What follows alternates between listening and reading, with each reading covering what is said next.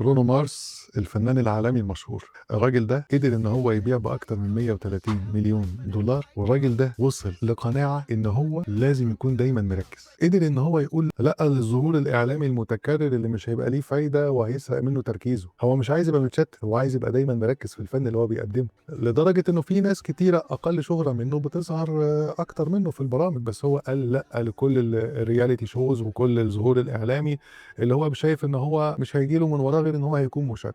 قدر يقول لا عشان يحافظ على تركيزه، قدر يقول لا لحد ما بقى هو عمل لنفسه براند لطيف جدا انت مش هتشوفه الا لما تكون متاكد ان هو جاي يقدم لك فعلا فن حقيقي. كل ده سره ايه؟ الرفض، وان هو قدر يحدد اولوياته ويرفض اي حاجه هتبعده عن اهدافه الحقيقيه اللي هو لازم يكون مركز فيها. الراجل ده بسبب تركيزه قدر يوصل ان هو ياخد 11 جائزه جرامي، دي اهم جائزه في عالم الموسيقى. الراجل ده ليه اعمال شهيره كتيره قوي، منها 24K ماجيك، الناس كتيره قوي اتعلقت بيها. عارف ان السر الحقيقي ان هو يرفض كل حاجه مش مناسبه ليه، وان هو يركز في اللي هو عايزه بجد. فبقيت لما تشوفه عارف ان هو هيقدم لك حاجه حقيقيه بجد وتستاهل ان انت تشوفها.